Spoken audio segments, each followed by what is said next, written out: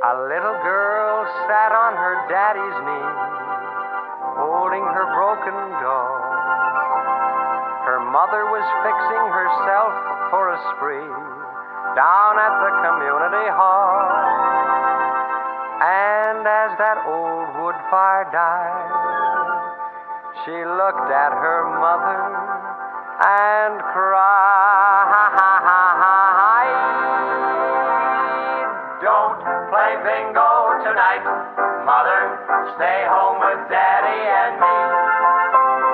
Don't play bingo tonight, Mother. We need your company. Poor Daddy sits nightly with tears in his eyes, just wondering if you will come home with first prize. Don't play bingo tonight, Mother. Stay home with Daddy and me.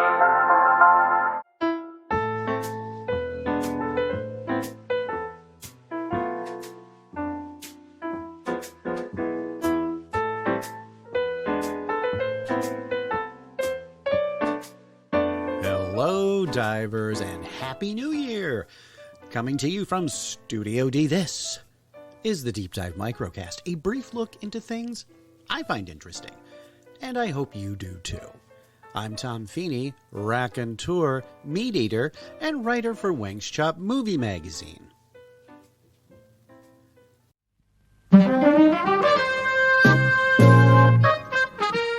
The month of December means many things to many people. Typically, most folks have their minds on the holiday season. However, the final month of the year holds other significant events as well.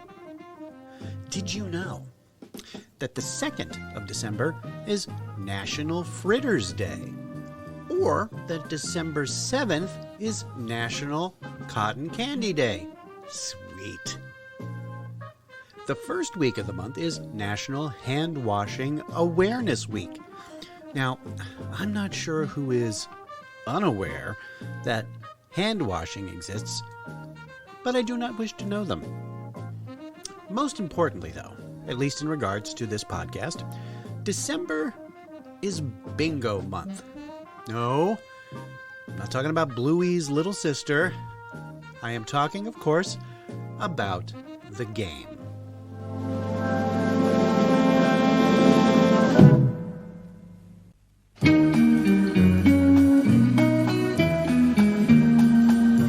You know, the one with all the cards and the balls with the numbers and all that. The game that Catholics just love to play in the church basement of the Elks Club every Saturday night. If you live in the United States, you're likely not that far from a bingo game. Now, it seems like bingo has been around forever. When I was a kid, my mom would spend hours playing a version of bingo called Skillo. It was just like bingo, except it was a giant wheel picking the numbers instead of a random ball. Which leads me to this question. What is bingo? Well, allow me to explain.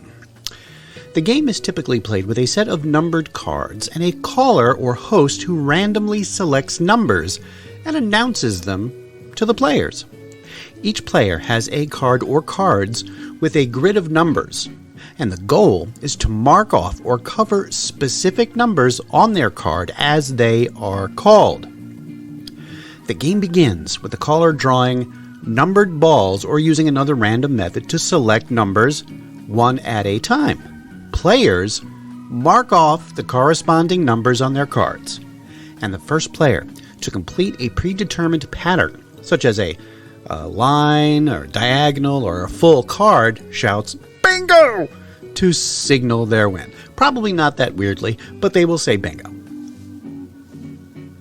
It's simplicity itself, but oddly compelling in its own way. It is also pretty much gambling. You spend money to obtain the cards, and winning the game can result in winning money or other prizes. And like any other game of chance, it can become an addiction. A person classified as a compulsive gambler is someone who continues to gamble despite the potential negative consequences. Now, the advent of online bingo and other internet-based gambling platforms has heightened the likelihood of developing a bingo addiction. primarily due to the increased accessibility. While many people initially engage in online bingo and other forms of gambling for entertainment, the ease of access can lead to compulsive addiction. This addiction not only poses a threat to the individual's life, but can also adversely affect the lives of their family and friends. But to be honest, that's really the only dark side to the game I could find. Now, if you're interested in a more in-depth look at the kind of sort of darker side of bingo, check out the YouTube channel Real Stories. There's an interesting documentary called The Risky World of Hardcore Bingo. It's an eye-opener and a little depressing. As I said before, it seems like bingo has been around as long as anyone can remember. But realistically, the game we know of as bingo began around 100 years ago. Now, the first record of the game that I was able to find in my research was from the Huntington Press newspaper in Indiana. There was a feature in the April 11th, 1923 edition that mentions the game. The bingo booth was a center of novelty. The awards at this booth, which would constitute the stock of a well-managed variety store, are only well worth the price. The object of the game, and which is intensely interesting, is to cover 5 numbers in a row on a, quote, bingo card, using the like numbers called out by the judge. Men, women, and children flocked to this patience-trying feature. The excitement was immense, and at times verged on hysterics for some women who had but one number to fill and have some other person beat them out by one figure. The nerve-wracking suspense is terrible, and I wouldn't advise anyone with a weak nervous system or the same kind of mind to try it. Others will find it a good place to spend some time and coin. Of course, bingo didn't just spring forth from the ether fully formed. A game of chance named Lotto was being played in Italy by about 1530. In the 18th century, a home version called Tombola was created in Naples with the addition of cards, tokens, and the calling out of numbers.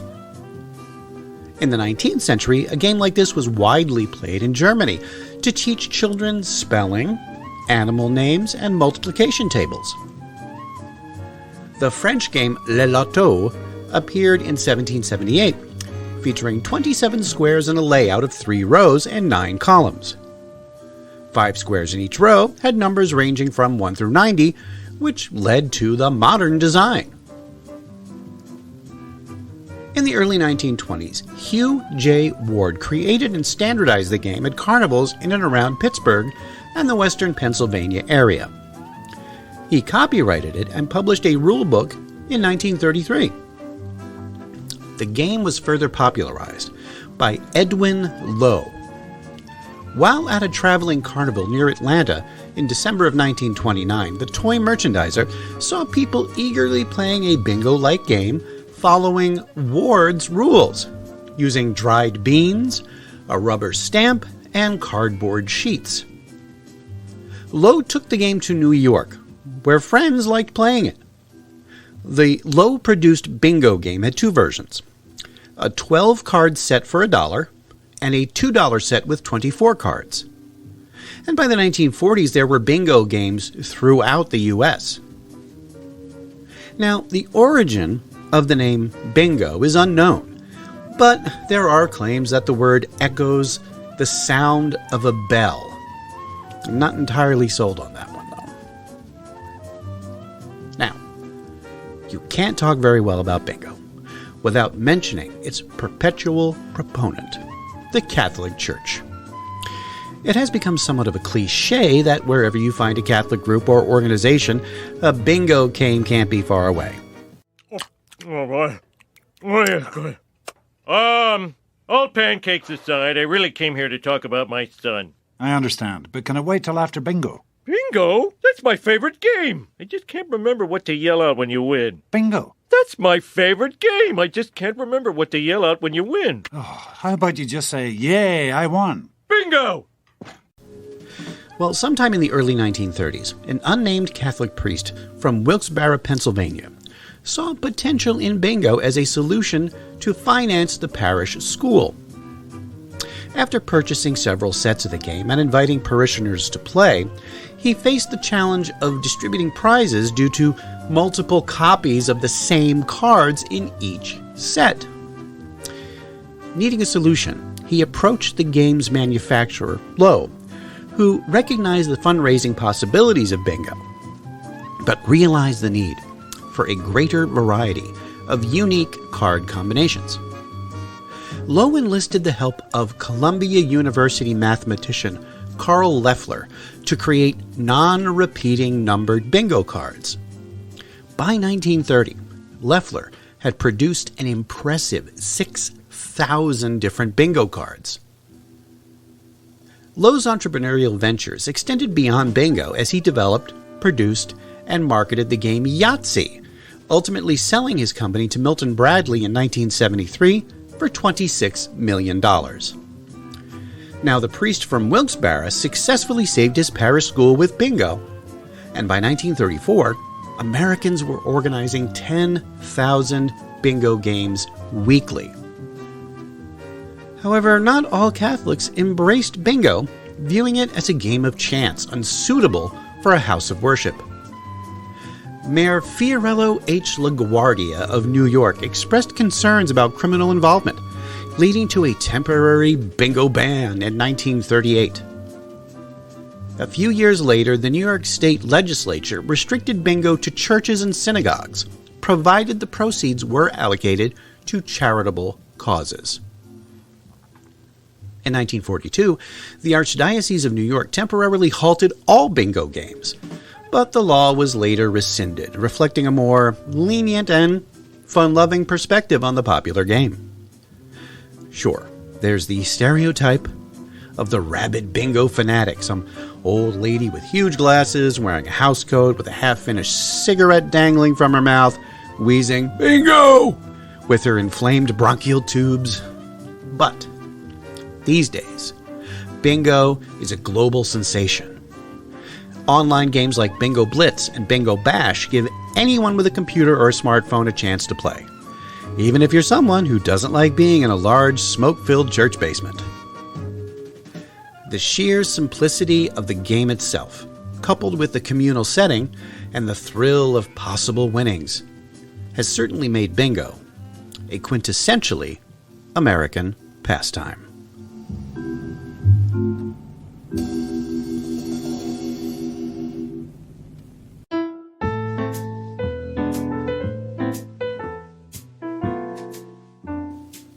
Thanks for listening.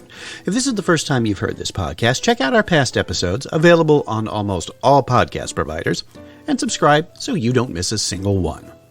If you like what you hear, write a review. We'd love to know what you think. Or you can drop us a line at thedeepdivepodcast@gmail.com or on our Facebook, Instagram, or Twitter feeds. You can find links to those and our awesome t-shirt store in the bio of our Instagram page. All clips used in this podcast are meant for educational purposes only and not to infringe on existing copyrights.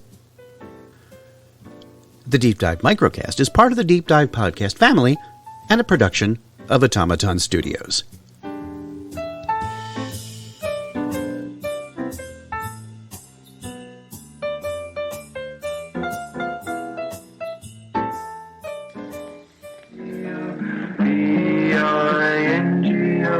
B-I-N-G-O, and bingo was his name. There was a farmer had a dog, and bingo was his name. B-I-N-G-O.